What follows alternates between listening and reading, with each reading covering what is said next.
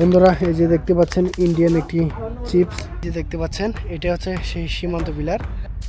আর এই যে এই গরুটা হচ্ছে বাংলাদেশি লোকজনের, আর এই যে বাড়িটা এটা হচ্ছে বাংলাদেশের, এবং এই যে বাড়িটা ঘর দেখতে পাচ্ছেন এগুলো হচ্ছে ভারতের টাকিমারি গ্রাম। এটা একটা ওপেন গ্রাম। ও এই যে পূব দিকে মানে কোনাচি আর কি, ও মানে কোনাচি থেকে ওই দিকে হচ্ছে ভারত, আর এই জমিগুলো বাংলাদেশের। ও মানে পিলারের ওই পাশ থেকে ওইদিকে ভারত, আর ওই যে সামনে পিলার দেখা যায় ওইটা ভারত। ও ওই পিলার থেকে ওই সোজা গেছে না? ও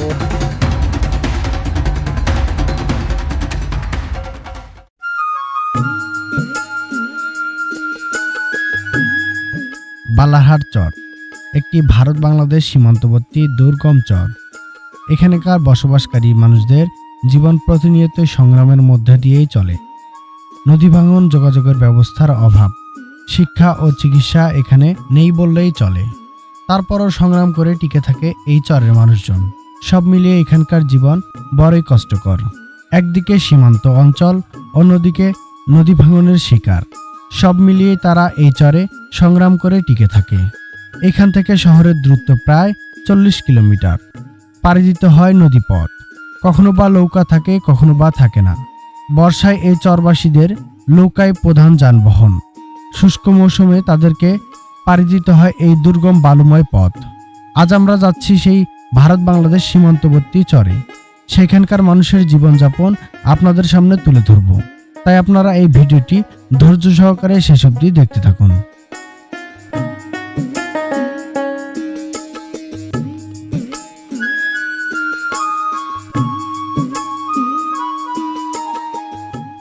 আসসালামু আলাইকুম বন্ধুরা, সবাই কেমন আছেন? আশা করছি সবাই ভালো আছেন। আরেকটি ভারত বাংলাদেশ নতুন ভিডিওতে সবাইকে স্বাগতম। আমি এখন বর্তমানে যে চরটিতে আছি, এই পাশে হচ্ছে বাংলাদেশের বাড়ি, এবং এই যে বাড়িঘরগুলো দেখা যাচ্ছে এগুলো হচ্ছে সব ভারতের বাড়িঘর। এই বাড়িঘরগুলো ওপেন, অনায়াসে ভারতের লোকজন বাংলাদেশে এসে কাজ করে, এবং বাংলাদেশের লোক ভারতে গিয়ে কাজ করে। তারা দৈনন্দিন জীবন জীবিকা এইভাবে নির্বাহ করে। আর আমার পিছনে দেখতে পাচ্ছেন যে সীমান্ত পিলার, এই যে সীমান্ত পিলারটি দেখতে পাচ্ছেন এটা হচ্ছে ভারত বাংলাদেশ সীমান্ত পিলার। এটা হচ্ছে 10S 1035, মানে 1035 নম্বর পিলার। এখানে দেখা যাচ্ছেন বাংলা লেখা আছে। আর একটু যদি পিলারের অপোজিট সাইডে যাই, এই যে আমি অর্থাৎ এখন আমি হচ্ছে ইন্ডিয়ার অভ্যন্তরে চলে আসছি। এই যে এখানেও 1035 10S ইন্ডিয়া, এটাই হচ্ছে সেই ভারত বাংলাদেশ সীমান্ত পিলার। আর এই যে রাস্তাটি দেখতে পাচ্ছেন এই রাস্তাটা কিন্তু বাংলাদেশের, এবং সীমান্ত পিলার ওই সাইড থেকে ওটা হচ্ছে ভারতের। এটা একদম একটু খোলামেলা রাস্তা, যে কারণে অবাধে সবাই যাতায়াত করছে।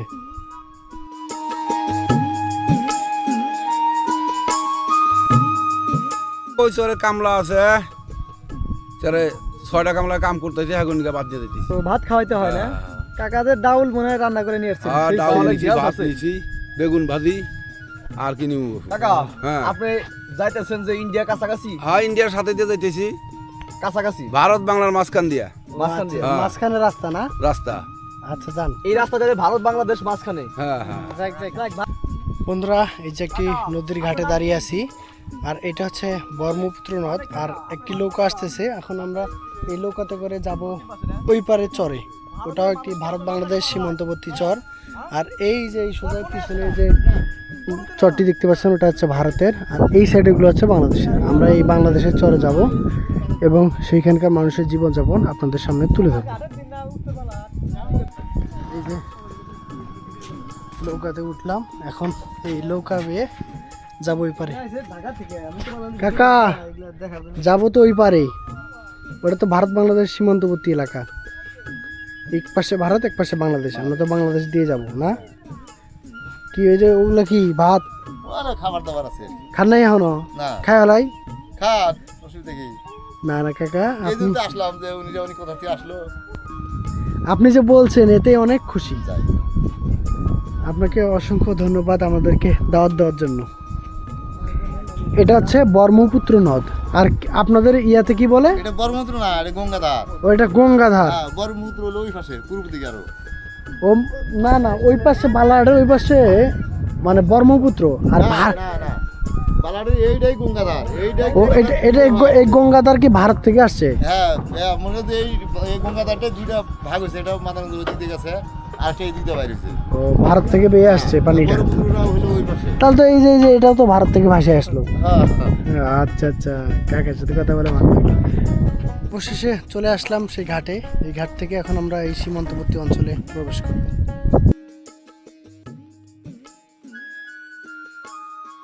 বন্ধুরা, এই দুর্গম মরুময় পথ পাড়ি দিচ্ছি।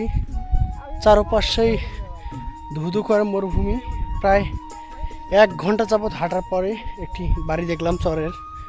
সে বাড়িটি দেখে আসলে খুবই ভালো লাগলো। আর আমার এই সোজা যে সাইডটা দেখতে পাচ্ছেন, এটা হচ্ছে ভারত সীমান্ত ঘেঁষা। আর এই যে এই বাংলাদেশের সাইডে মাসকলাই আর কি, অনেকে কালাই বলে, কোলাই বলে, তবে রাজশাহীর ভাষায় মাসকলাই। সেই মাসকলাই চাষ করছে এই পুরা বিস্তীর্ণ চরের মাঠে।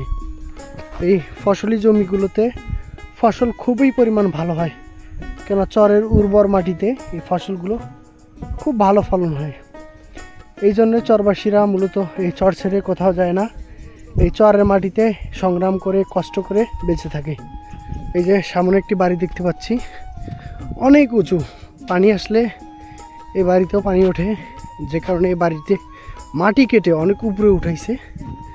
আর এই যে নদীটা দেখলেন, এটা হচ্ছে ওই পাশ থেকে ব্রহ্মপুত্র হয়ে ভারতে ঢুকে।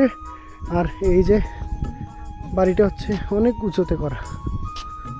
মানুষের জরাজীর্ণ জীবন, তাদের যে সংগ্রাম কষ্ট, তারা এই মরুময় পথ 2-3 ঘন্টা করে হাঁটতে থাকে, হাঁটতে তারপরে যাইতে পারে চরবালার হাট। ভারতের সীমান্ত ঘেঁষা, কখনো কখনো ভারতের উপর দিয়ে, কখনো বাংলাদেশের রাস্তা দিয়ে, মানে যখন ভারতে যাচ্ছে ভারতের রাস্তা দিয়ে, যখন বাংলাদেশে যাচ্ছে বাংলাদেশের রাস্তা দিয়ে, কোনো ভেদাভেদ নেই। তারা খুব সুন্দরভাবে জীবনযাপন করছে।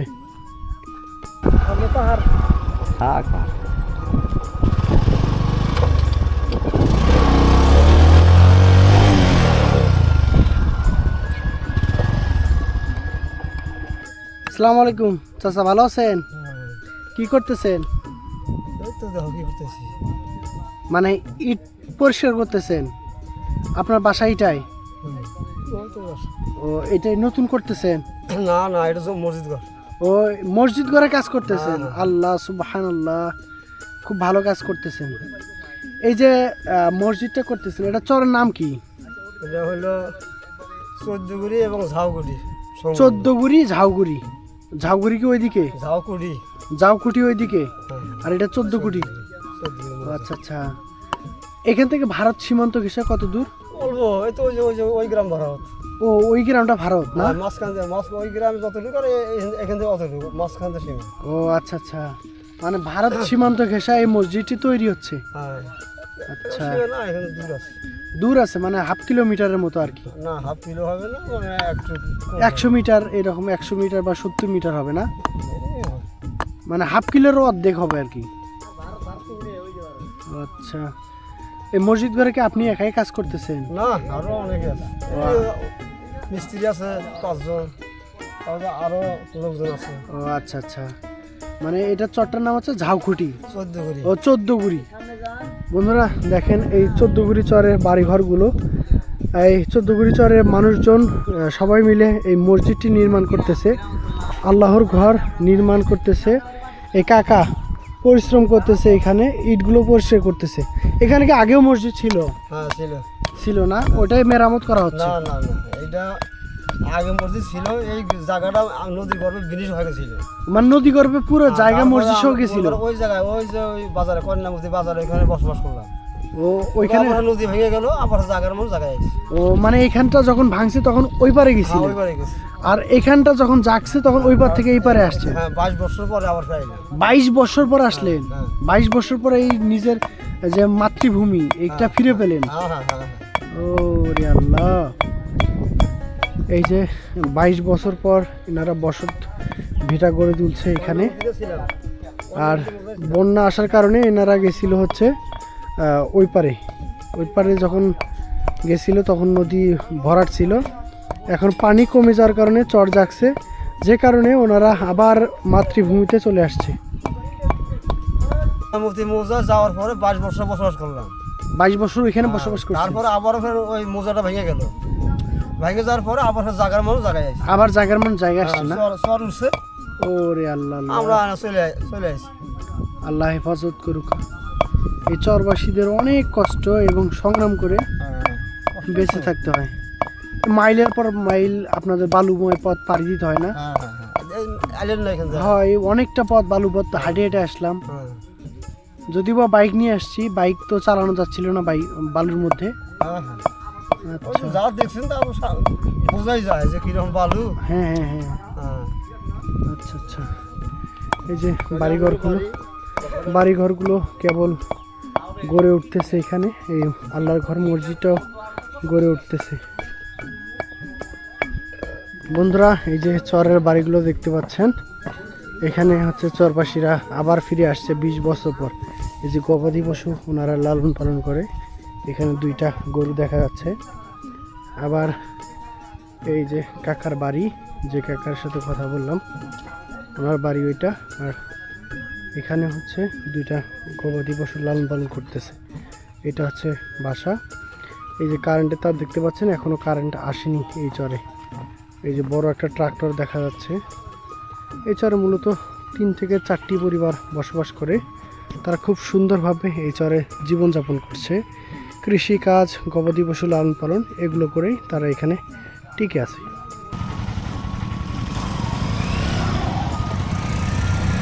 বন্ধুরা, আমার পিছনে যে বাড়িটি দেখতে পাচ্ছেন, এই বাড়ির সামনে একটি বড়ই গাছ আছে, যা দেখে খুবই ভালো লাগছে। এবং এই চাচার সাথে আমরা কথা বলবো।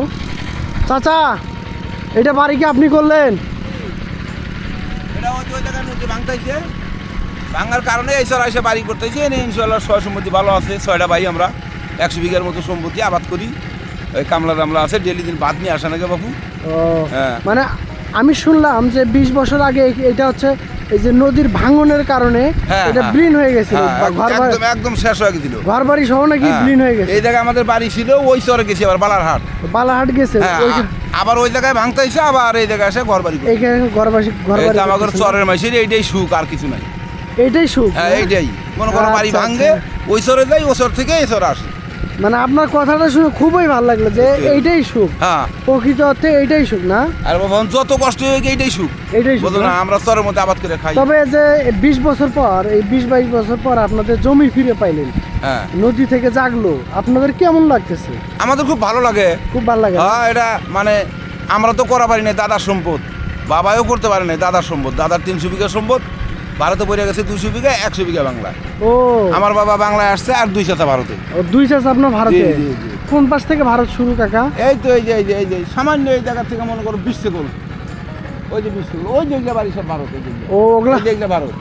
ওইখানে তো দেখলাম যে বিএসএফ ক্যাম্পও মনে হয় না? হ্যাঁ, ওই ক্যাম্প, মানে ক্যাম্প একটু দূরে আছে, ওই জায়গায় একটা ওপি করছে ওরা, রাত্রে এসে থাকে, মানে রাত্রে থাকে, 2-3 দিন থাকে আর কি। আচ্ছা আচ্ছা। ভারত, যেগুলো ভারত। এই যে ভুট্টার জমিগুলো আপনারে? হ্যাঁ, এটা বাংলা। আপনারও জমি এগুলো না বাংলাদেশে? আমাদের এই মন করেন আমাদের ভাগি শরীর, আমরাই সব। ও আচ্ছা।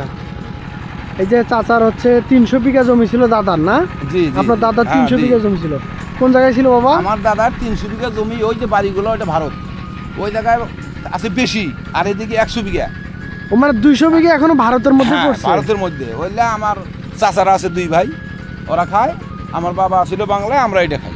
ও, মানে দাদার সম্পদ 300 বিঘা। 47-এ যখন দেশ ভাগ হয়, হ্যাঁ, হ্যাঁ, তখন আপনার বাবা আসছে বাংলাদেশে, হ্যাঁ, আপনার 2 চাচা আছে ভারতে। ও, ওনারা 200 বিঘা আবাদ করে খায়। হ্যাঁ, জি। আর আপনারা 100 বিঘা আবাদ করে খান। 100 বিঘা। আর তাও তো কত বছর পর ফিরে? 22 বছরের মতো। 20-22 বছর পরে এই জায়গাটা আবার ভাসলো, এই জায়গাটা ভাসলো ভাঙার পরে। ও, এই ঘরটা কি আপনি দিছেন? জি জি জি, এই মানে ঘরটা এখনো আমি দিছি, এই বেটা আমার ছোট ভাইয়ের। ও, এটা আপনার ছোট ভাইয়ের বাড়ি, আর আপনার এটা না? ওই বালাহাটেই ছিলাম, ওর বাড়ি নদী বিলীন হয়ে গেছে, ও এখানে আসছে, আমি এখন আসি নাই, বাড়ি আছে, একটা ঘর তুলছি আবাদ বসত করার জন্য। আবাদ বসত করেন? জি, জি। এখনো তো থাকা শুরু করেন না, থাকা শুরু করিনি বাবা। ওই কামলা দামলা আসে, আমি খালি ডেলি দিন ভাত নিয়ে আসি আর যাই, এটাই আমার কাম। ও, কাম শুধু আপনার ভাত হ্যাঁ, নিয়ে এসে হ্যাঁ। কামলাদেরকে খিলেন, আর জমিগুলো একটু পরিচর্যা মনে করে। করো অন্য মানুষকে আমরা ভাত দেয় না, কিন্তু আমরা ওই আমার মানে দাদার কালের থেকেই দুপুরে ভাত না খাওয়া, যদি কোনো লোক ভাত কামলা হোক, আমরা কামলাই নেই।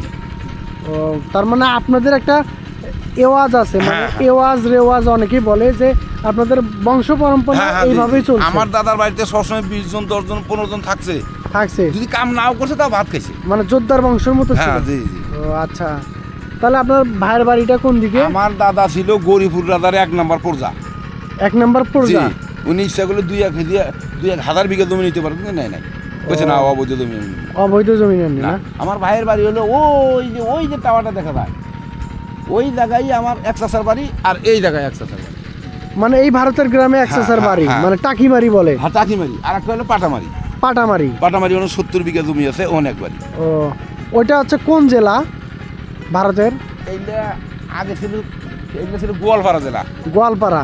বর্তমান এখন যদি ভাগ হওয়া থাকে তাহলে ধুবড়ি জেলা হয়েছে। ধুবড়ি জেলা হয়েছে, জি। মানে এই গোয়ালপাড়া বা ধুবড়ি দুটো হ্যাঁ, একটা হবে না? হ্যাঁ, আপনি যেহেতু জান না ওইভাবে সঠিক বলতে না, পারেন। আগে গেছি 10-20 বছর আগে গেছি। চাচাদের সাথে কথা হয় না? কথা হয় যে যদি মানে ফোনে কথা হয়, তারপরে যদি বর্ডার আসে, মানে ওরা ওদিকে থাকে আমরা এইদিকে থাকি, মানে দূর থেকে, মানে হ্যাঁ, ওনাদের দেশ থেকে ওনারা কথা বলে, আপনাদের হ্যাঁ, দেশ থেকে আপনারা কথা বলেন। মানে মেন প্লেয়ারে যায় ওরা কথা বলে, এই আমরা যে কথা বলি। কষ্ট লাগে না যে চাচারা আসছে বাবু, সামনে? কষ্ট তো লাগেই। এখন ওই যদি পাসপোর্ট করে যাই তাহলে আমরাও যাই বাড়িতে, ওরা পাসপোর্ট করে এসে আমাদের বাড়িতে আসে। মানে এই জিনিসটা খুবই ভালো লাগে, অল্প একটু জায়গার জন্য হ্যাঁ, এই যে ওনারা চাইলেই কিন্তু দৌড়ে আসতে পারে। আসতে পারে। দুই দেশের কিন্তু ওই সীমান্ত যে হওয়ার, দুইটা দেশ, দুই দেশের সীমান্ত হ্যাঁ, ভাগ হওয়ার করার কারণে বাবু আর আমরা ওনারা আসতে পারে না এই দেশে। হ্যাঁ, আসতে পারে। এটাই হচ্ছে কষ্ট। এইটাই। তাছাড়া আমরা চরের মধ্যে থাকি বাবু, এটা অভ্যেস হয়ে গেছে। নদী ভাঙ্গে আর এক চরে যাই, আবার ভাঙ্গে আর এক চরে যাই, এই তো আমাদের কাম। এটাই ভালো লাগে না? আচ্ছা আচ্ছা। এই যে চাচার মানে ওনারও চাচা, ওই যে এইখানে বাড়ি, এই যে এটা হচ্ছে ভারতের টাকিমারি গ্রাম, আর ওই যে টাওয়ার দেখা যাচ্ছে ওটা সম্ভবত ধুবড়ি বা পাটামারি। পাটামারি ওটা হচ্ছে ধুবড়ি জেলা বা গোয়ালপাড়া, উনি সঠিক বলতে পারছে না। ওইটা আবার সামনে দেখা যাচ্ছে বিএসএফ ক্যাম্প, আর এই যে পুরো চর জোরে ভুট্টা ক্ষেত, খুবই ভালো লাগছে।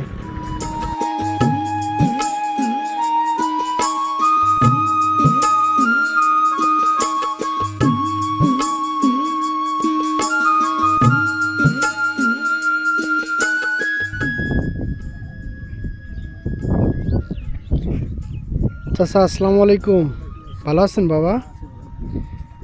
এখন কি বাংলাদেশের রাস্তা ধরে আসলেন না? ও, ওই যে ওই পাটটা তো ভারত না? ভারতের ওটা মানে কোন গ্রাম? টাকিমারি। ও, এটাও টাকিমারি। টাকিমারি গ্রাম। ওটার জেলা কি? জেলা হলো ধুবড়ি। ধুবড়ি। থানা? ওদের থানাও কি, থানা তো বলে থানা গোয়ালপাড়া বা ধুবড়ি, যে কোনো একটা হবে না? থানা বলে ধুবড়ি হবে। ধুবড়ি হবে না? এই যে বাংলাদেশের রাস্তা ধরে আসলেন, এই যে পাশে ভারত, কেমন লাগে আপনাদের? কেমন লাগে? ভালো লাগে না? ভালো, বাংলাদেশ দেশ শুনছি আর কি, এখন আমাদের দেশ ছোট দেশ আর কি, ও আচ্ছা ভালোই আচ্ছা, লাগে আর কি। ভালো লাগে না? তাছাড়া ভালোই লাগে। আপনি যে আসলেন, এই যে হাসিটা দিছেন, এটাই অনেক কিছু। এই যে চরের মধ্যে যাতায়াতের যে হ্যাঁ, দুর্গম অবস্থা, তারপরে যে আপনারা এখানে যে বসবাস করতেছেন, আপনাদেরকে সেলুট দেওয়া উচিত। হ্যাঁ, ঠিক আছে, আমাদের এখানে যোগাযোগ কমেই দেন না আর কি। যোগাযোগ মানে আছে। ভারতের লোকজনের সাথে কথাবার্তা হয়, হ্যাঁ, সবসময় দেখা সাথে না, আজকে ঠিক আছে, আমরা যাই সবসময়। কোনো সমস্যা হয় না? সমস্যা কোথায় যাচ্ছেন এখন? বাজারে? ওই বাজার থেকে। ও আচ্ছা আচ্ছা, আমরাও ওই বাজারে যাচ্ছিলাম, এইটা দেখে হঠাৎ করে এখানে দাঁড়াইলাম।